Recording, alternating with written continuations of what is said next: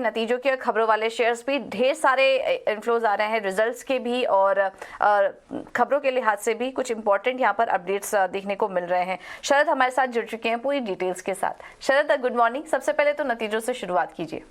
जी good morning पूजा। तो सबसे पहले जो है बजाज ऑटो के नंबर्स पे फोकस करेंगे। तो देखा जाए तो overall good set of numbers देखने मिले हैं।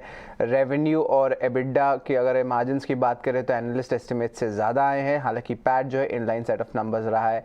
इसके अलावा टाटा कंज्यूमर के नतीजे भी जो है almost good set of numbers देखने मिले हैं। रेवेन्यू इनलाइन रहा है और मार्जिन्स और पैट जो है वो अबव एस्टिमेट्स रहे हैं। और याद रखिए जो डबल डिजिट ग्रोथ है वो एडेड हुई है फूड बिजनेस के लिए और आगे जाते हुए ग्रीन शूट्स दिखने वाली है टी बिजनेस में, ये मैनेजमेंट कमेंट्री आया है। तो आप कह सकते हैं दोनों दिग्गज निफ्टी कंपनीज के अच्छे नंबर्स आए हैं।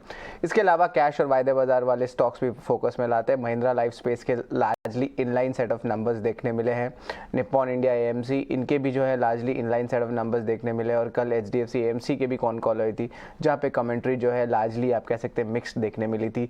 एयू स्मॉल फाइनेंस बैंक के नंबर्स देखें तो इनलाइन सेट ऑफ नंबर्स आई है। एसेट क्वालिटी में जो है अच्छी इंप्रूवमेंट आई है, ये बात जरूर कहेंगे। अनंतराज स्मॉल कैप कंपनी है, कंस्ट्रक्शन रियल एस्टेट का कंपनी है, यहाँ पे अच्छे नतीजे देखने मिले और स्टॉक में पॉजिटिव रिएक्शन देखने मिल सकता है। यहाँ पे मार्जिन्स में भी जो बहुत स्ट्रॉन्ग ग्रोथ देखने मिली है। महिंद्रा ग्रुप की एक और कंपनी महिंद्रा सीआई ऑटोमोटिव्स भी फोकस में रह गए और largely inline set of numbers यहाँ पे हमें देखने मिली है।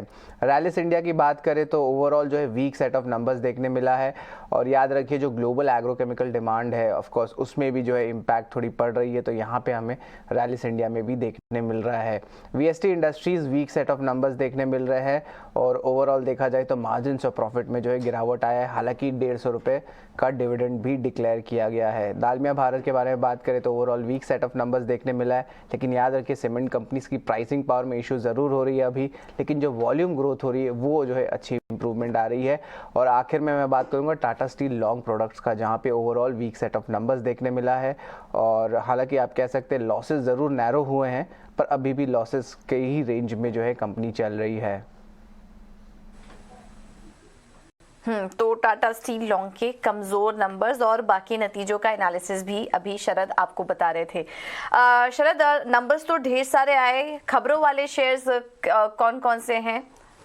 जी पहले पूजा मैं बता देता हूँ ट्रिगर्स क्या है। मैनकाइंड फार्मा का दूसरा दिन का सब्सक्रिप्शन है, पहले दिन 15% जो है सब्सक्राइब हुआ है।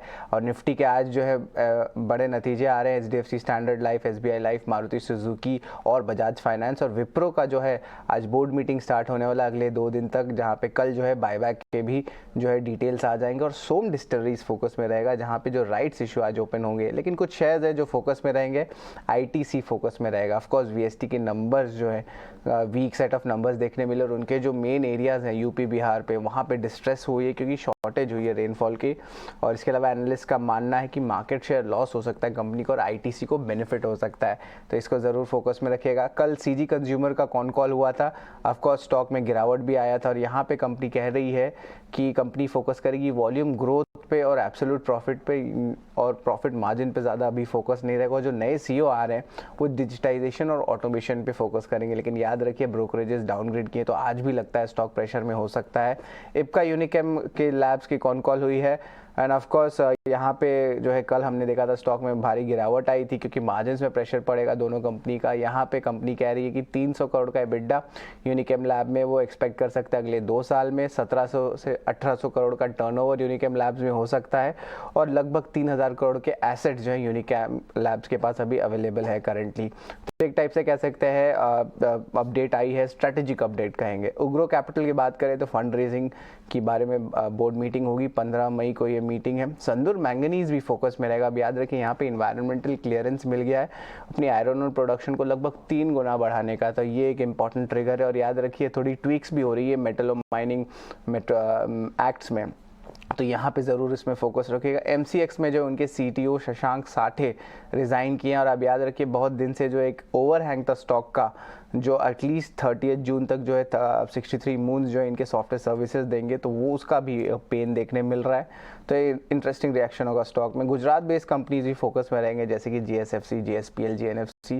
जो यहाँ पे गवर्नमेंट ने जो है इंपॉर्टेंट रूल्स लाए हैं जहाँ पे बाईबैक जो होगी नेटवर्थ जो कंपनीज के एटलीस्ट 2000 करोड़ या कैश लेवल्स 1000 करोड़ के होंगे। बोनस भी होने वाले हैं जहाँ पे रिजर्व्स या 10 टाइम इक्वल उनके इक्विटी कैपिटल पे आए, और ये सब अन्य जो चेंजेस आए हैं, तो ओवरऑल जो है कॉर्पोरेट एक्शंस के चेंजेस पे रूलिंग आई है आपके गुजरात बेस्ड कंपनीज के लिए, और एक पॉजिटिव रिएक्शन देखने मिल सकता है। आईजीएल भी फोकस में रहेगा, यहाँ पे ऑर्डर आई है अथॉरिटी से, जहाँ पे नोएडा, गुरुग्राम, फरीदाबाद में जो है कवरेज दिया गया है। ऑफ कोर्स नोएडा और एरिया में फुल कवरेज इन्हें मिला है, और पार्शियल कवरेज जो है आपको फरीदाबाद और गुरुग्राम में मिला है। सीएमएस इन्फो में डील हुई है, जहाँ पे आईसीआईसीआई प्रूडेंशियल लाइफ ने लगभग 8 लाख शेयर्स की जो है एक्विजिशन की है, और ऑलरेडी ये होल्ड कर रहे थे ऑलमोस्ट 2.5% स्टेक कंपनी में। स्टोवक्राफ्ट में इमर्जिंग बिजनेस फंड ने लगभग 3 लाख शेयर्स की एक्विजिशन की है, मतलब कि 1% स्टेक। और याद रखिए इस कंपनी में आशीष कचोलिया जी का भी अच्छा स्टेक है, ऑलमोस्ट 1.757% स्टेक। जेएसडब्ल्यू होल्डिंग्स ने भी क्लैरिफिकेशन आई है, कल न्यूज़ आई थी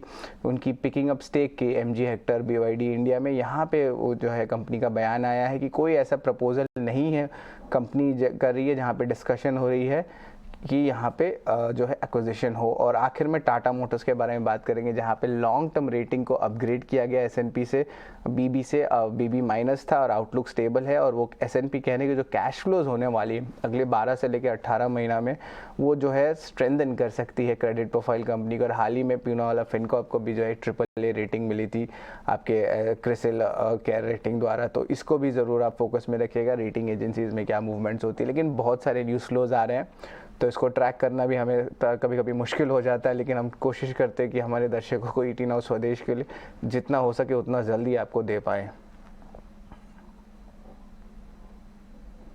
बिल्कुल शरद, काफी ढेर सारे न्यूज फ्लोज थे, लेकिन हम उसका पूरा एनालिसिस करके भी आपको बताते हैं कि इसका रिएक्शन कंपनियों पर क्या पड़ सकता है। तो ढेर सारे अहम नतीजे भी आए हैं, ढेर सारी अहम खबरें भी आई हैं, कोई इंफॉर्मेशन आपसे मिस ना हो, इस वजह से एक एक स्टॉक और उसका पूरा एनालिसिस अभी शरद आपको बता रहे थे।